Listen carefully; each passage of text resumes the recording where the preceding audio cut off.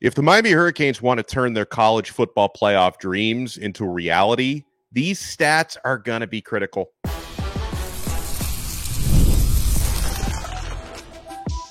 You are Locked On Canes, your daily podcast on the Miami Hurricanes, part of the Locked On Podcast Network, your team every day.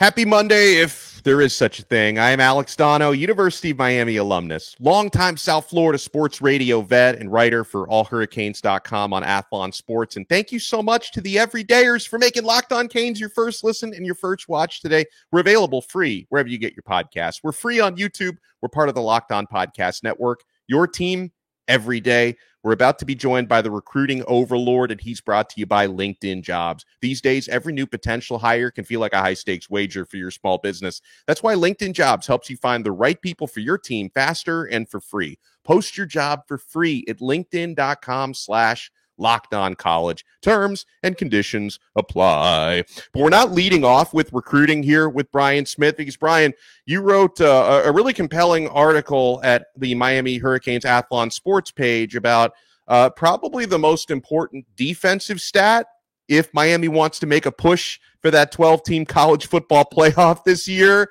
What do you think needs to happen on that side of the football? They ranked 55th last year in the nation in passing defense by giving up 216 yards a game. Miami has more talent than what it showed. I think that's a fairly safe estimate. And they're going against Graham Mertz, who a lot of people, myself included, didn't have any faith in. Then last year he throws for 72.9%, 20 touchdowns, and just 3 interceptions. I know people will say, oh, they were conservative with their passing game. He still only had 3 picks, and it wasn't like their offensive line was good. They couldn't drop back like they wanted to. They gave up 39 sacks, and he still hit 72.9%. Those two things don't normally go together. So this is the rock and the immovable object kind of thing, because Miami's front is really good, but Graham Mertz, he's very accurate. Yeah. So can they help the secondary? Because you're losing both your safeties, the NFL. We're not sure how Miami's secondary is going to be till we see him. Is Damari going to be the guy? There's a lot of questions. So Miami has to find a way in the swamp right off the bat to improve that pass defense. Although also on this episode of Locked On Canes, we will talk some recruiting here with the recruiting overlord, Brian Smith. We're going to make a couple bold predictions for the season coming up, and you guys have been making bold predictions to me as well. But yeah, your point on Graham Mertz, and it's good for Florida in that case because, Brian, I continue to hear concerns coming out of Gainesville about Florida's offensive line. I've been chatting a lot with Brandon Olson from Locked On Gators. We're going to do a crossover episode later this week because neither of us can wait until like August 30th to do an episode together. Sure. We're so excited for this game. But yeah, you have to wonder how much success Miami's defensive line could have in that opening game, Brian, because on paper, they've gotten significantly even better than they were last year. And even last year, they were, I think, 22nd in the country with 35 sacks a season ago. So, if they can even improve on that number and keep pressure off that defensive backfield, you could be looking at a team that's maybe hanging around for top 12 at the end of the year. I tell you what, if Miami, they had 35 sacks last season. They had an offense that moved the ball, but put them in bad spots, and they still got that. I think the offense is going to be more consistent. I think that's a fair assessment. Yeah. The defense is going to be in more situations where they're ahead. They can pin their ears back. I'm going to be interested to see what happens with that. And which guy, Miami has so many guys in their front seven that can, and Kiko had 7. He tied for the team leading sacks as a linebacker. That is such an unusual stat. Yeah. When I saw that at the end of the year, I'm like, okay, that's fine, but you don't expect that. Good for him. Now, can they not only pass protect against UM? Can they do it without keeping 6 and 7 guys in to protect? Right. Elijah Badger, for those who don't know, transferred from Arizona State. Second year in a row, I think it is. Arizona State was the unlucky participant in giving Florida a really good receiver, that Ricky Pearsall last year. Elijah Badger had over 60 catches. They can get him with Eugene Wilson III open and give them time. Again, Mertz is very accurate. But I don't like the Florida versus Miami matchup in the trenches very much. As looking at it from Florida's perspective, like that. 39 sacks. Yeah. You got to prove it to me. And Ruben's a year older, a year stronger. They added Elijah Alston. They added all these guys up front. and CJ Clark, etc. If Florida can't run the ball, which I don't think they're going to very well, how am I supposed to believe that they're going to also be able to pass in 2nd and 8s? That's the key. Like that's absolutely paramount. And Florida's a run first team. Oh, by the way, Montreal Johnson's probably not going to play against Miami. Good luck with that. I hate that for the kid, for the game, for all of us. Same. But for those you don't know, he banged up his knee, had a minor surgery. Chance of him playing against Miami are probably moot. And it's expected he'll miss a few games. So I think Miami is going to be in a lot of situations where they have their speed rush package in. That doesn't bode well for Mr. Mertz. Now, here's one, and this obviously, part of this could apply very much to the Florida game, especially first game of the year. Or both teams going to be a little sloppy. Is Miami going to be a little sloppy? But I think, to me, Brian, the most critical stat for Miami to become more successful this season. Obviously, they had a lot of ups and a lot of downs last year, 7-5 regular season. But it's actually, if you look at this one specific stat, you could even say Miami maybe overachieved going 7-5 last year. They were 93rd in America in turnover margin last year. 93rd. Not a lot of teams in the 90s in turnover margin had winning records, okay? Negative 0.3 was Miami's turnover margin. Now that's a whole team stat because obviously you produce turnovers on defense, you give up turnovers on offense, but I put that a lot more on the offense, Brian, because there were so many unnecessary giveaways last season, not just Tyler Van Dyke, but fumbles. Yeah. So, I mean, to me, if Miami can go from 93rd to maybe top 25 in turnover margin, that's going to really help decide their success because 93rd in the country, that is disgusting and not in a good way. In a year 2, especially with the coaching staff that Miami has, it was puzzling. Part of it, obviously, is Tyler. He's no longer there. He threw, remember it being on the field at one of the games, it was cover 3, and he threw late down the middle. And I'm like, what are you doing? So that's not a Miami coaching thing, but they got to change a few things, whatever it is, to help. But that's still a player stat. Like a lot of that's just mental errors in the moment. That has to be mitigated big time. The other part of it is, again, think about all the players they added on offense, all the players that are now coming back, like Maui Noah up front, etc. If you give them some good opportunities, the defense gets a couple more turnovers, you reduce a few, you put Cam Ward in advantageous situations with that running game they're going to have. We'll talk a little bit more about that in a minute. Miami's offense could be dynamic, but if you're handing the ball over, it doesn't matter. You can't have like the Georgia Tech games, one everybody's going to point to, but there were games they won where it should have been way worse, but they'd have a blunder and just allow the other team an easy opportunity. So I think you're right. And every season for every team, turnovers are important, but this is a psyche thing too. I'm sure they're well aware, the players that are coming back, that guys like us are going to be talking about this. They need to prove it in game 1 because Florida's going to probably come after them. It's game 1 for them. It's a big year for Napier. They need to prove they can hold on to the football and be consistent all the way down the field. Got a lot more coming up on this episode of Locked On Canes. We are going to talk some recruiting a little bit later here with Brian Smith, including if there's anything new on Jamie French. Miami fans, we have about 16, 18 more days. I'm terrible at math. You guys know this. Before Jamie French's decision. Ben Hanks Jr. has a commitment date locked in. There's a couple Miami versus Florida recruiting angles, including that one that I want to get into. So it's not just competing on the field. Miami also competing off the field with some important players with Florida. But we're gonna offer some bold predictions for the season coming up when we return. Brian Smith is with us. I am Alex Dono. You guys want to keep it locked? We're only getting started on this brand new episode of Locked On Canes. Passion, drive, and patience. That's the formula for winning championships, and it's also the formula for keeping your ride or die alive.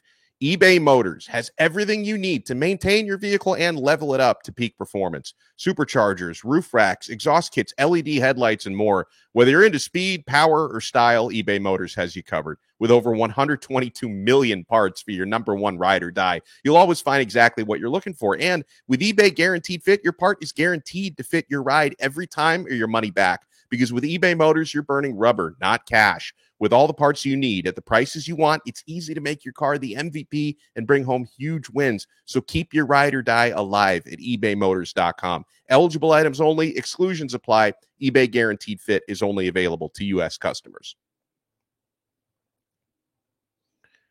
Thank you so much for making this episode of Locked On Canes your first listen and your first watch today.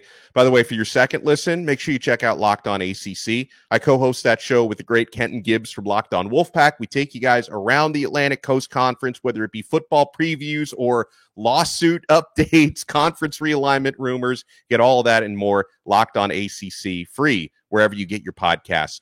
Talking with the recruiting overlord, Brian Smith. All right, so Brian, I have asked folks on social media, I've asked folks on the Locked On Canes Insiders chat to give me their bold predictions. Here's one that I'm going to start with, and I don't think it gets any bolder than this one. Game 1, Mario Cristobal is going to call a kneel down with seconds left on the clock to beat the Florida Gators in Gainesville. Cam Ward's going to take the knee. Social media is going to erupt. Gators fans will melt down, and we're going to see redemption for what happened against Georgia Tech last year. I think that's a pretty good call. The most important play in all of football is to kneel down at any level, because it's basically this is over with, and now we're just bleeding out the clock. Yeah, I think Miami should win the game, but it's the first game of the year. We just talked about the key stat of turnovers and all that. Here's another one I just looked up. Miami. This goes right along with it, with being undisciplined. Depending on how you want to look at the stat, whether yards or the total, they were like 80-something in penalties last year. Wow. I mean, yeah, it's too much, way too much. Yeah. As much as Mario has always preached, and he's been this way throughout his career before he even got to UM, discipline, being consistent, don't beat yourself. Well, they kind of did last year. I mean, you can say it. I say lots of things. Doesn't mean it's always true and that I'm going to do. Like, you got to make it happen. And again, I know it's players still make the plays or don't, but he needs to figure that out. Why are they like false starts, things of that nature? The pre-snap penalties in particular. That's well, I'll tell you, the ones that grind my gears are all the unsportsmanlikes. And I know that there's a certain wide receiver that fans really get on for all those 15. We got to clean those up this year, because those are the worst self-inflicted wounds. Yeah, Jacoby needs to calm his emotions. That's a fair statement and well placed here. But again, think about it this way. If you replaced Tyler last year with Cam for the whole season, like that had transferred, Miami probably wins a couple more games, even with the penalties. If you take the penalties away and get it down to like top 25, in addition to the turnovers with a guy like Cam Ward, where are you? It's a completely different ball game. Penalties and turnovers will wreck any game plan. I don't care if it's Bill Walsh in his prime. Doesn't matter. Second down and 15 sucks. So, it's just, you know what I mean? You can't have that. So I'm very curious about that. That's my biggest one, is that they will improve in that area. Now, for me, I think this year Miami's going to have 2,000-yard receivers. They had one last year with Xavier Restrepo. I do think, Cam Ward is going to throw for more yards than Van Dyke and company did last year. I think Restrepo's probably going to cross 1,000 yards again. Then to me, it's I don't know. There could be a number of suspects to be the second 1,000-yard receiver. I could see it happening for Jacoby. He was very close to that last year at over 800 yards. Isaiah Horton is the one that, Brian, Cam Ward cannot stop talking about how well Horton is doing and how well the two of them have been connecting in practice. And then Sam Brown, of course, who had over 800 yards at Houston last year, is transferring in. So I think there's going to be 2,000-yard receivers this year. I do think Restrepo will be one of them. Not sure who the other will be.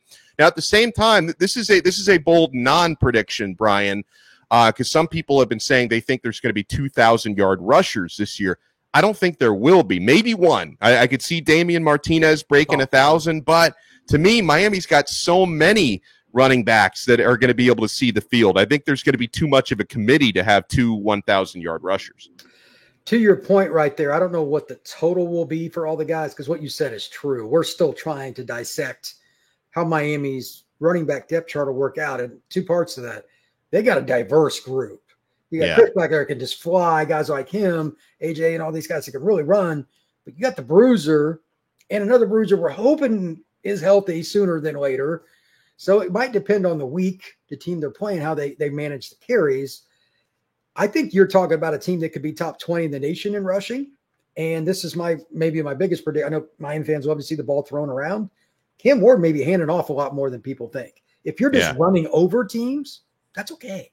That's what those early 2000. Think about the three-headed monster Miami had in the early 2000s. I'm not saying that's going to be realistic again, having Frank Gore and those guys, but you're looking at a unit that's still pretty deep, and the offensive line, I think, is top 10 in the nation. Yeah. So putting them together, at least a top 20 rushing attack for the Canes. So I want to go through some of the bold predictions that you guys made on our Locked On Canes Insiders chat. You can try it free, by the way. Click the link in the show description below. Become a Locked On Canes Insider. You get text messages directly from my phone to yours and vice versa. Try it free for 14 days. Then if you like it, you can opt in for $4.99 a month. We give you a lot of added value on there. We did get one that says Damian Martinez goes for 1,500 plus yards this year. I mean, he was basically a one-man show last year at Oregon State and ran for about 1,200 yards. But I would love to see it. I think we lead. Somebody says I think we lead college football in interceptions with our defense. And a couple of different people said that they think the defensive backs are going to be a lot better than America gives them credit for. I think, to me, Brian, the concern with Miami's defensive backfield is it's not so much about the players themselves. It's just about the lack of experience. I think that's kind of what people look at, because they lost 4 out of 5 DB starters from last year, including the nickel. The only returning starter is Daryl Porter Jr., who had a very good year last year. But when you're plugging so many different holes, and you've got guys that are probably going to start like Damari Brown and Jaden Harris and Markeith Williams, maybe, who don't have a lot. Mish Powell obviously does have a lot of experience, but a lot of the other guys don't. I think the concern is just more about the lack of experience, not about the players themselves. Sometimes it works out when you have addition by subtraction. The combination wasn't right. It's not necessarily talent. Last year, when I would get frustrated watching, whether it was going back to film or seeing it live, Miami would have a mental error and somebody is just wide open. That murdered them. They'd be good 90% of the time, but you can't give freebies to teams. It does not work. Yeah. If you give freebies to a guy that completed nearly 73% last year in game 1, that will not end well. And they have a lot of speed at receiver. I mean, a lot. And then they got Badger, the big body guy, a couple of different tight ends. So you can't have the mental errors. That's first. And then second, I don't know if they're going to be top of the board in interceptions in the nation, but they do need to do something. They lost like 75, 80% of their interception number from last year. Cam obviously is really good at that. Good luck to him in the NFL, but Miami needs to have some of those plays, especially against a team like Florida on the road. You talk about suck the air out of the stadium, get a pick in the first or second quarter and see how quiet it gets inside the Swamp. Yeah. Some of the other bold predictions you guys said, we get this one from ND Hater 85, who obviously he hates Notre Dame. He says Miami will beat Notre Dame in the second round of the college football playoff, 63-0. Probably the most specific bold prediction we got. Let's see. Okay, Dono, I know this is bold, but I think Cam Ward will be a Heisman Trophy contender. I guess that's bold, kind of bold, but Ward is, I think he's like top 10 or top 11 in Heisman Trophy odds. So it's not like it probably would be, maybe more bold to say that Graham Mertz will be a Heisman Trophy contender, but I guess that's kind of a bold prediction. Miami would have to win a lot of games to get Cam Ward to New York, though. Well, that's the other thing. My other prediction is Miami wins 9 or 10 games minimum. Their schedule sets up, and the roster doesn't have a spot you go, there's no reason. It's time. It's year 3. You've recruited the way you want. The portal's there. You got a good quarterback. Miami, with this schedule, at minimum, should win 9 games. Yeah. Oh, let's see. 2 running backs over 800 yards with Fletcher and Martinez. I also agree with you about 50. That was another one of mine, Brian. Another bold prediction. I kind of stole this from Gio Million, but, checks in the mail, Gio. I do think Miami is going to have 50-plus sacks this year. That's they had the huge number, right? But I'm bold. We're going bold. So this insider agrees with me on that, but he also says 2 running backs over 800 yards. Mate, you could – I definitely, as I already said, I don't think they're going to have 2,000-yard rushers, but you could talk me into 2 rushers over 800. I could see Martinez with like 1,200 yards and maybe Mark Fletcher with like 850. I could see that. I think that's very plausible, but Again, I don't know how healthy Fletcher's going to be. Yeah. And with all their running backs, I still think it would be hard to be at that total. I wouldn't be surprised if they had 4 guys at least 450, 500. And like Martinez leads the team with 1,020 or something. And then everybody else like that 500, 800 mark.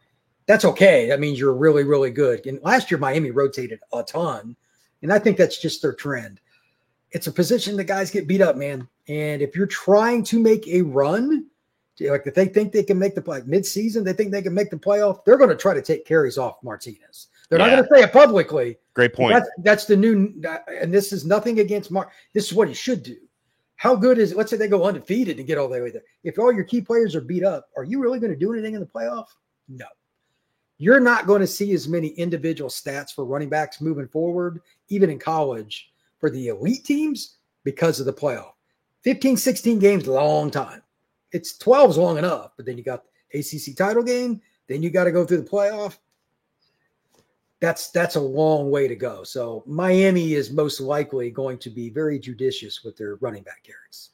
Now, probably I'm looking through these predictions. Probably the boldest one that came in, and this is so bold given the whole national perception. But what a great story this would be given what happened last year.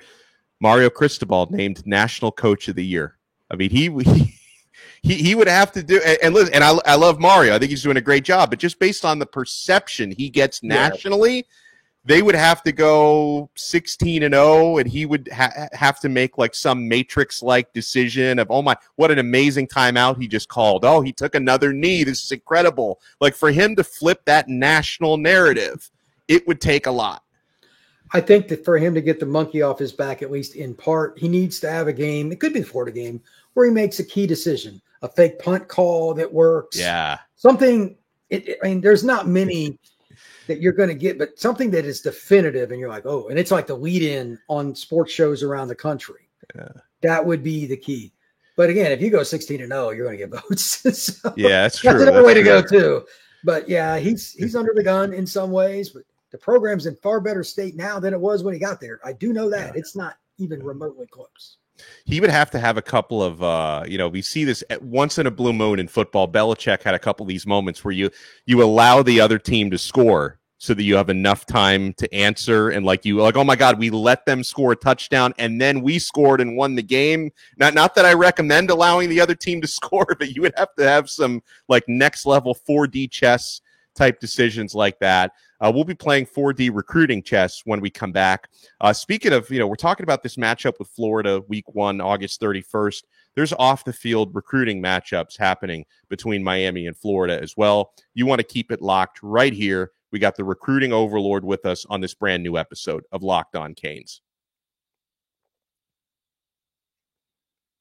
And I already know you're keeping it locked to FanDuel because, guys, we've been winning money all summer long, and now football season is back, which is incredible. All summer long, FanDuel has been hooking up customers. This is still going on. All customers with a boost or a bonus daily. That's right. There's something for everyone every day all summer long. And now we're getting there, guys. August 31st, Miami Hurricanes, 2.5-point favorites against the Florida Gators. You can get action on that at FanDuel. Over under 9.5 wins for Miami. You can lock that in at FanDuel plus 450 to win the ACC. You got odds on Cam Ward for the Heisman Trophy. Start locking in your football bets at FanDuel because, guys, the season is back and we couldn't be more excited about it. Head over to FanDuel.com. Start making the most out of your summer. FanDuel, official sports betting partner of Major League Baseball. Thank you so much for making this episode of Locked On Canes your first listen and your first watch today. Make sure you're checking out Locked On College Football. Again, football is almost back, and Spencer McLaughlin does an awesome job taking you around all the big programs, all the relevant storylines, previews coming up for the season. You do have that game in Ireland, Georgia Tech. Can they pull off the upset against Florida State? We were talking about that on Locked On ACC this morning, but check out Spencer McLaughlin, Locked On College Football. Available free wherever you get your podcasts, available free on YouTube, just like us. All right, Brian. So Miami and Florida have been going head-to-head for four-star cornerback Ben Hanks Jr. So we now have a date locked in, August 16th. He's going to make a verbal commitment. Yeah, August 16th. And, Miami fans, I'm sorry to say this, but he's getting crystal balls to pick Florida, including Gabby Urrutia, who covers Miami for Inside the U, made a prediction for Ben Hanks to pick the Florida Gators. Or are you hearing that same intel, Brian? Well, I've heard mixed. And if Gabby said it, though, that gives me a lot of pause. There's nobody more dialed into UM than Gabby. It's wild. Kids from that high school, where do they typically go? They typically go, like if it's an elite player, Miami's got as good a shot as anybody. But again, for those who don't know, where does Dad play at? Florida. Was he just a random guy? No. Skater legend. He was an elite player in the mid-90s for the game. Yeah. Look, I know dads, generally speaking, try to stay out of it for the most part. But I mean, Ben Senior, you really think he's staying out of it here, Alex? I mean, it would be hard. The only thing that I was curious about, and I still hold to this day that this could change regardless, if Florida falls on its face this season, what's about to transpire may not matter. But it sounds like he's going to UF. And I'd heard Miami was right there like a week before. So I don't know if it's something changed or if I got bad intel, but that's wild. So you know what? You can't win them all. And right now it looks like it's going to be Canes losing out to the Gators. Yeah, I mean, Billy Napier, he's done a pretty good job with legacies, where it's like it seems like, and obviously I can't complain about Miami recruiting because Miami's been cleaning up, but Miami is like the only program that struggles to keep their legacies. Like every other his dad went there, his uncle went there. Oh yeah, you know exactly where he's going. Where Miami, it's like it's a crapshoot with these legacies, unfortunately. And let's stick with the Miami versus Florida tip for a second, because there's a wide receiver, Joshua Moore, 4-star receiver, big-bodied guy. He's committed to Florida, but he's pretty open about the fact that Florida State and Miami are still recruiting more hard. And you cover Florida State as well. You cover Miami. What is sort of the flip perspective on Mr. Moore? I know that Florida State never let up. Yeah. They like big receivers. I think obviously last year's Florida State group kind of speaks to that.